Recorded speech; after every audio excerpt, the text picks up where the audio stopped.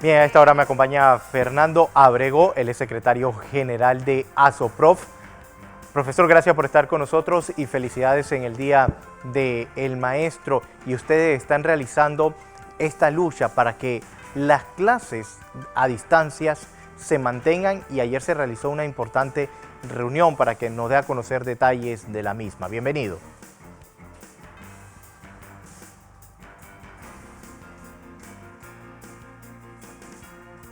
Bien, Fernando Ábrego, secretario general de ASOPROF, ellos tuvieron una reunión en el día de ayer donde están solicitando que las clases a distancia se mantengan para el próximo año y no de manera semipresencial, como se ha dado a conocer un plan piloto. Profesor, bienvenido. Gracias por estar con nosotros. Sí, buenos días. ¿Me escucha? Sí, ahora sí le escuchamos. Cómo no, buenos días y gracias por las felicitaciones. De igual manera, nosotros desde la Asociación de Profesores de la República de Panamá queremos enviar un saludo fraterno a cada uno de los maestros y profesores que a nivel nacional, en las 16 regiones escolares, a partir del 20 de julio, incluso antes de esa fecha, iniciaron una ardua labor de tratar de contactar a sus estudiantes y ayudarlo en este proceso que no ha sido fácil. Nosotros queremos felicitar, de hecho, ese compromiso del docente panameño es lo que ha hecho posible realmente este periodo 2020 con todos los tropiezos que ya la comunidad en general sabe y también un poco consternado, por así decirlo, de la cantidad de estudiantes que están fuera del sistema educativo por la falta de conectividad y por la falta de dispositivo para enfrentar esas exigencias en el proceso de enseñanza-aprendizaje. ¿De cuántos estudiantes estamos hablando, profesor Ábrego, que no han logrado a esta fecha, no lograron ya conectarse para recibir sus clases a distancia?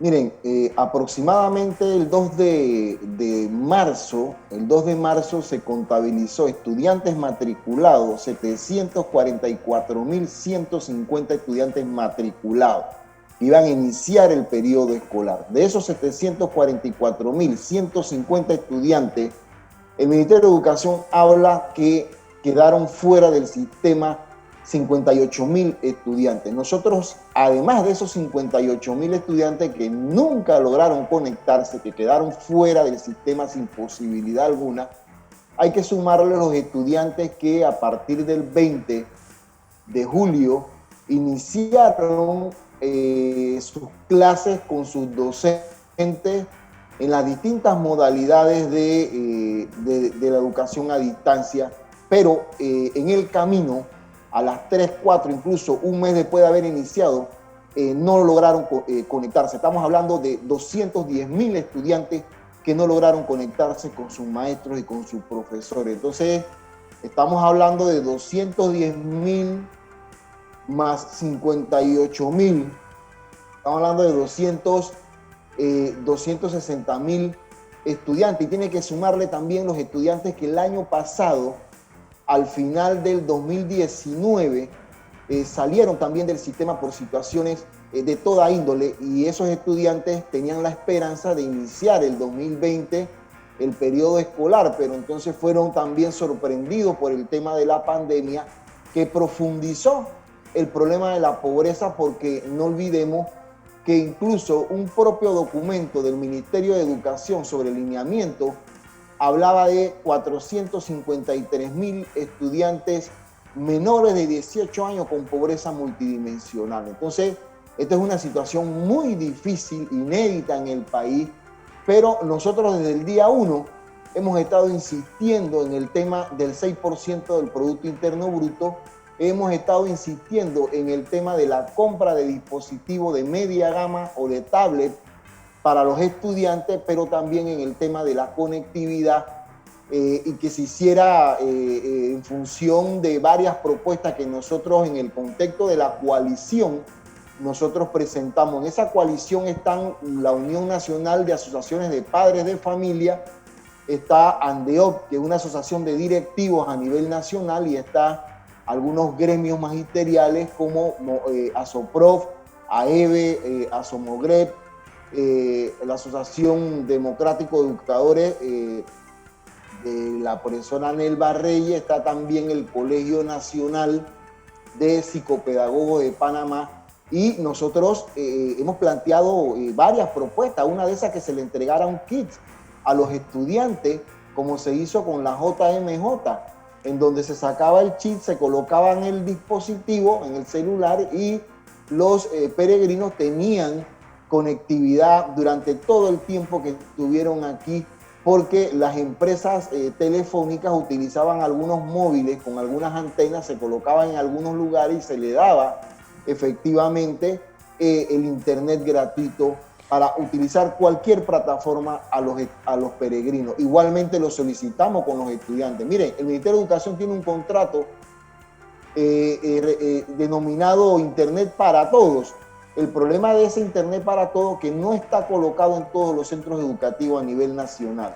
¿Qué solicitábamos nosotros? Que se le colocara el Internet para Todos a esos centros educativos que hacían falta, porque ya había una cantidad considerable que lo tenía, pero que también tenían que fortalecer ese Internet para Todos, y que el perímetro fuera de aproximadamente unos 200 metros. Nosotros hablábamos incluso inicialmente de 2 kilómetros, pero que por lo menos fuera un perímetro considerable para que las comunidades que están alrededor de cada centro educativo, principalmente en las áreas rurales, tuvieran la posibilidad de conectarse y así entrar a la página web del Ministerio de Educación, ver las guías de todas las asignaturas y efectivamente poder navegar para hacerle frente a todas las asignaciones que el docente, maestro, profesor pudiera hacer a los muchachos. Profesor, ustedes están señalando de que ha sido un año difícil, que muchos estudiantes no han logrado conectarse. Sin embargo, para el próximo año hay un plan piloto de clases semipresenciales a las cuales muchos docentes no están de acuerdo porque piensan que deben mantenerse a distancia. Entonces, ¿qué solución se puede tomar aquí?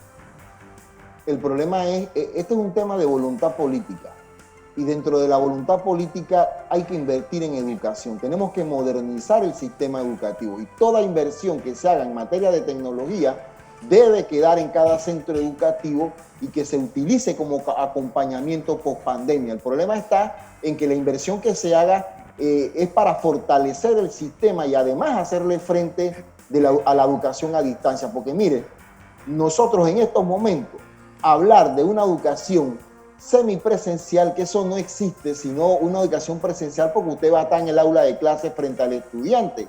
¿Eso qué implica? Implica que el Ministerio de Educación va a tener que tener un plan sólido de medidas de bioseguridad dentro del centro educativo, pero no solamente eso, sino que aquí han dicho los expertos que los espacios de mayor contagio es precisamente los medios de transporte. ¿Cómo se va a controlar los medios de transporte? Aquí hemos visto, incluso por los medios de comunicación, de televisión abierta, efectivamente en los reportajes, cómo se está manejando el tema, por ejemplo, en el transporte tanto interno en las comunidades como el transporte que están en las periferias.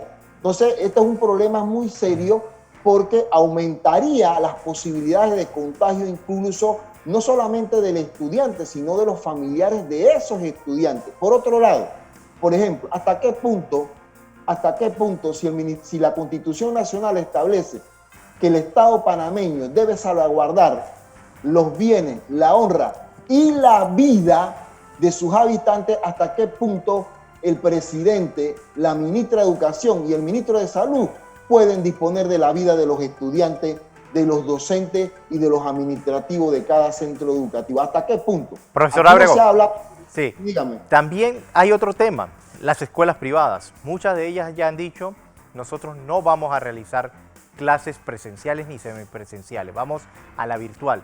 Sin embargo, el precio se mantiene, el costo de matrícula, el costo de mensualidades, cuando sabemos que se van a mantener muchos contratos suspendidos del área administrativa.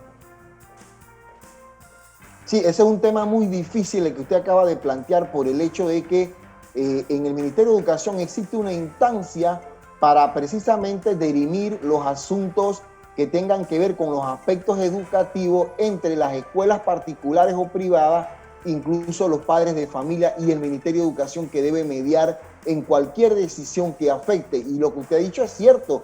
Aquí, por ejemplo, la Cámara de Comercio y la PEDE ha dicho que de los 20.000 empresas que suspendieron actividades económicas, solamente hasta este momento hay aproximadamente 8.000, lo que implica y se deduce que hay muchos trabajadores que no han podido recuperar sus plazas de trabajo, y esto también, esta migración que se va a dar de las escuelas privadas hacia las escuelas oficial o públicas, va a requerir del Estado panameño una mayor inversión. Y fíjese que en la educación semipresencial se va a exigir también la compra de muchos insumos de limpieza. Es decir, esta es una situación muy compleja, principalmente en los medios de transporte, de cómo se va a controlar eso. Y por otro lado, el docente va a tener también que trabajar. Si tienes 5 grupos, esos 5 grupos se te van a convertir prácticamente en 10 grupos, porque si 15 estudiantes se quedan en la casa, usted le tiene que dar sus clases virtuales.